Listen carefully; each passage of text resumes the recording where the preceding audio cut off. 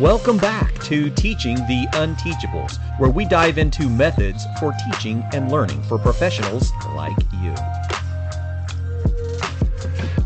Want to learn more about Hampden Engineering? Visit hampden.com.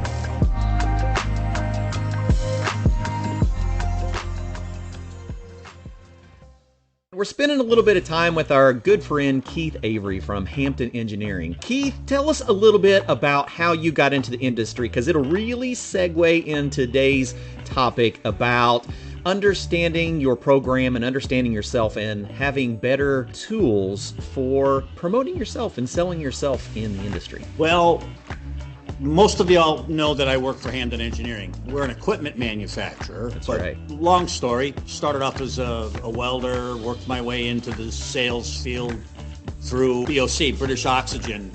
Sure. And it was 2 20-year careers landed me here with these folks. And it wasn't long after I landed here with these folks that I figured out the HVAC world is pretty much everything there is to do in technical education. And I would say that it is truly a great honor for you to have me here today. Absolutely it is. We're sure thankful for that. So if anyone hasn't met Keith, you're going to learn a little bit about Keith and why we enjoy Keith so much and the things that he brings to our industry.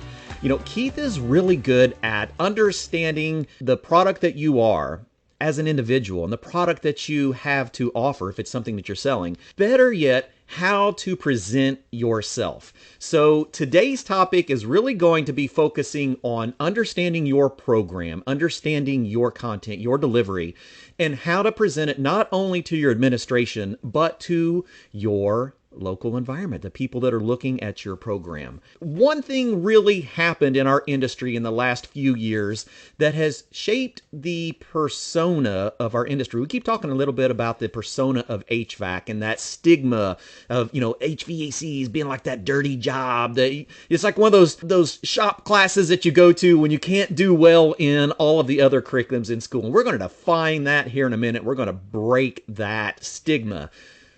Yeah, well, it's not sexy, but we'll break that stigma. It can be. That's a whole nother topic. Yeah, there are. So here's what we're talking about. So if we go back to, those awkward years in 2020, 2021, 2022, as the world was being affected by COVID, one thing happened in our industry that a lot of people don't pay attention to, and it's very important when we look at the programs that we offer. The United States Department of Homeland Security declared that HVAC was an essential critical infrastructure workforce, right? So what that says, and this is exactly out of that, says that workers distributing, servicing, repairing, installing residential and commercial HVAC systems, building transportation equipment, boilers, furnaces, and other heating, cooling, refrigeration, and ventilation equipment are essential critical infrastructure workforce. That in itself places us into a very important role in our world, right? Let's talk a little bit about how that can benefit our program. When we look at our role, one of those 17 jobs in our industry, that places us in a unique place as educators to be able to start looking at our own programs, understanding our value, the value that we add to our school, to the administration, and to our community. And so I think, Clifton, I think I think you just hit a very strong chord there. Sure. The value of these programs, they have been so underestimated for so long. You said, when you look at it as a shop class, people I don't think understood how important air quality, air movement was until COVID hit. And then all of a sudden they're stuck in houses or they're stuck in buildings and they're paying real close attention to filtration and air movement. Like I said, I think that value thing is key. Mm-hmm. Understanding the value that these programs bring to the school and bring to the community. Yeah, because if you don't understand the value, how can you promote the content that is actually there? And if you don't know the demand for what is needed from us, how do we know how to plan our programs for the future? I've told this story before. I was in Washington, D.C., at a Department of Energy seminar, and there was some undersecretary of energy up there, and it was an HVAC conference. Right. They had all kinds of HVAC contractors and people into this. And this undersecretary stood up there in the front of these people, and he said, and it almost knocked me off my chair, that over 75% of all the energy created in this country, 75% of everything produced goes to the heating and cooling industry.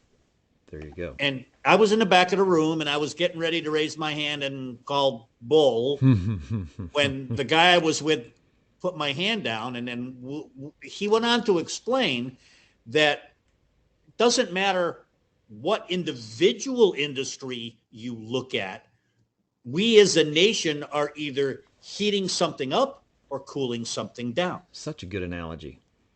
And where most industries, and this was about conservation and saving energy, where most industries look at a 2 or a 3% gain in energy efficiency, that's a home run. Yeah. Well, consistently, the HVAC industry is making leaps like 7, 10, 15, 20% more efficient than it was a year ago. That's huge. That's huge for the energy industry, because anything more they don't have to produce, they can offload. It's cheaper to offload existing energy than it is to produce new energy to fill that hole. Yep. So the more efficient you get, the better it is for the economy and for the energy industry. Even a lot of technicians, young students going into the programs, parents of students that are looking at HVAC as a potential career, don't understand the vast amount of opportunity we have. A lot of people look at HVAC like that residential HVAC technician that everyone sees because that's all that they know. It's the only person they've ever seen. You know, they've not seen that informational technology. They've not seen that refrigeration technician that is in the background working on all of the refrigeration systems that's cooling the heat sinks of all of our transistors from all of our databases. You know, they don't see all of the refrigeration, air conditioning technicians that are working on ventilation systems at our water transfer stations. That was one of the big ones that I used to work on. All of our water transfer stations have huge dehumidification systems that are critical for all of the motors, pumps, pump controls, electrical wiring inside, because we have all of that cold water running through massive pipes at high velocities. It means they sweat like crazy. So it's a refrigeration HVAC technician that's working on those. We look at all of our, commercial facilities. If we don't have air conditioning, you're not going to work in those facilities, right? So many different things that we can dive into. Any others we want to hop on while we're here? And just as an aside, yeah. Being the geek that I am, when I got back to my hotel room, I kind of Googled and played around. Yep. And his 75% quote was wrong. It was over 80. No kidding. So think about how the world's changed. Over 80% of that energy. I may have gone down now with electric cars, but even those, you got motors that you got to cool off. Yeah, that's exactly right. All of these vaccines had to be transported well below zero or they would go bad. So they had to come up with a refrigerated system to move these from point A to point B, as well as maintain them when they're there. Which was fairly new, wasn't it? It isn't just break them out and put them on the shelf. Yeah. I know, we had a lot of cold climate transferable operations for doing that, but not in the scale that we needed when we started talking about mass vaccination. Nobody was prepared for what happened, or the scale when you shut down an entire economy like that. And then with essential workers, you've got to stay and maintain this, you've got to stay and maintain that. Anybody who's ever spent time in one knows that they give you ice to chew on. Sure, there's refrigeration. Every hospital in this country, every floor, every ward has an ice machine on it. Exactly. They don't fix themselves. They don't take care of themselves. Stuff that you don't see, all happening in the background, and it's been relatively silent and benign, and nobody pays attention to it until something goes wrong. Exactly. Vocational programs don't look at themselves as STEM programs. That's exactly why we're doing this. One of the really neat things I get to do because of my job is I travel. I travel all over the country.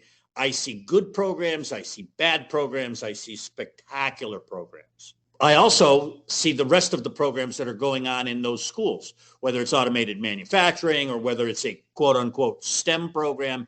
And never have I seen a STEM program incorporate itself into the HVAC world. Exactly. One of the things I learned, because I deal with engineering departments as well. We sell equipment on a wide scale. I tend to look at and I tend to put forward the fact that the HVAC industry is kind of the mechanical engineering of the skilled trades. Absolutely it is. It incorporates a vast wealth of knowledge.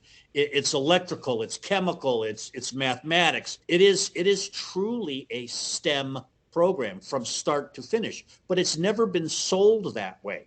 No one who participates in it ever goes up to administration and said, come down, I want to show you just how STEMmy we are.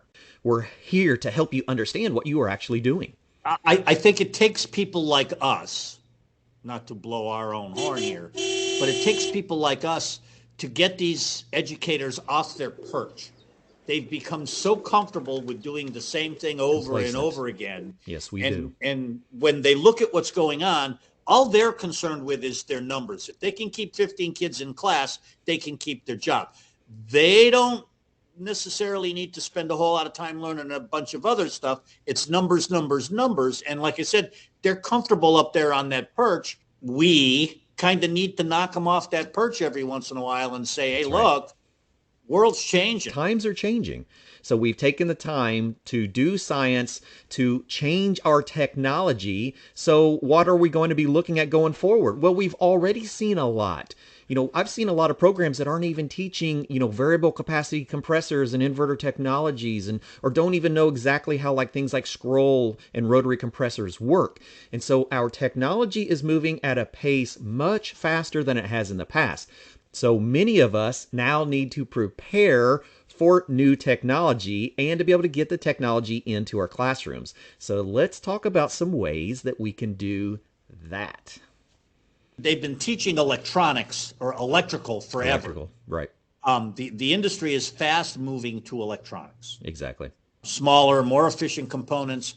They're going to have to make that jump, like you said, with inverters and MOSFETs, and it's no longer just a simple AC/DC theory. A switch open, switch closed. That's still going to be there. That legacy stuff. Legacy equipment is still going to be around. They're going to need to update their programs, and there's only so many ways you can do that. They're going to need to find equipment manufacturers that are willing to step up to the plate, maybe send their engineers in to teach a class or to train the trainers, so to speak. Exactly. I'm not a big fan of donating equipment, as you can see. But that's also part of it. If these manufacturers can drop a newer component on them, whether it's a scroll compressor or an inverter, and say, hey, look, 6 or 7 years ago, I went to the AHR show at the McCormick Place in Chicago, and there was one little row, and it was the Korean island. Yeah, that had new technology. That was the only place you saw mini splits. Now that's all you're seeing. That's is minis and VRVs and VRSs, so all of it is changing, and they're going to need to stay in touch with manufacturers. They're going to need to stay in touch with people like you, Howard, people like me, who can put them in touch with the people that they need to be talking to. And that's really what we're here for. And Clifton, you and I talked a while ago. In my world, everything is sales. And the faster you understand that, the easier things are going to become. And it really is. When a baby figures out that they can get what they want by smiling, they employ that smile. That's a sales skill. This goes back to a conversation I had in Ann Arbor, Michigan, in a really bad Chinese restaurant one night. We were sitting around we were sitting around a table after a UA event, training event, and I was sitting there with some of ESCO's trainers and judges, and we were talking, and somebody said to me, well, you know how to talk to these guys. We don't know how to talk to them. And that's when it hit me that they don't look at themselves as salespeople. Wow. When you change the way you look at yourself, and how you approach what it is that you want to get, all of that comes into play. Communication skills, collaboration, verbiage, how you approach, when you approach. Make sure you know what it is that you're asking for. Be concise. You know, they're not looking for a PhD dissertation. They want to know what the problem is. They want to know that you have the solution, and they want to know that they can be the key. It's a feather in their cap. Sure, absolutely. Make this work. It now becomes bigger than the program itself. Many of us were technicians before we became educators, and it fascinates me that you could sell a $20,000 HVAC system, but you can't get a $500 meter for your own program. Yeah, from a guy that more often than not has absolutely no technical knowledge whatsoever. He's an academician, and he's probably spent his whole life in academia. There are some administrators that have worked their way up. They're usually running some of the best programs that understand that the skilled trades are what keeps this country moving forward. But a lot of these administrators are just that. They're administrators. They're PhDs. They're making business decisions. They've gone to administrative college, and that's what they do. Their job is to raise money and put out fires. Yes. So like I said, at a 30,000 foot level, when you fly over Ohio, you look down, you see all these little farms. Well, all those little farms belong to me, but wait a minute. There's smoke coming out of that one over there, you know? So you need to find a way to get their attention, get them to you, have them take ownership of your program. A big part of that is how you talk with them. This isn't my advisory. He's not one of my advisors. He's an industrial partner. These are the guys that are telling us what we need to do. Exactly. When I talk to schools that are looking to hire instructors that are starting new programs, and I will tell you this, lately there are more and more high schools that are putting basic HVAC programs or HVAC prep programs very big growth back online to slate these kids to go into the technical colleges. But the guys that teach these programs, the instructors, when I'm talking to an administrator or a principal and we're talking about who they're hiring, and the bottom line is whoever you hire, they've got to be passionate about what they're doing. This isn't the kind of job you take just to take the job.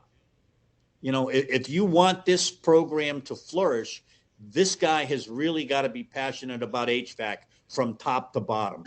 And if he is, then he's gonna move heaven and earth to make sure that program succeeds. Keith, is there any email or contact information that you care to share with people while we're here? My personal email is my first initial and last name. That's Kavery @Hampden.com, but sales@Hampden.com will get to me as well. That's the general office email. So, I mean, if you need to talk, you can call me there. If I'm not there, leave a number. I'll get back to you. I'm more than willing to talk and help anybody. Like I said, if I can make your program better, it's going to make this industry better. It's all going to be better down the hill for everybody. Once again, it's been a hoot to hang out with you, and we really look forward to continuing these conversations. Clifton, thanks for having me.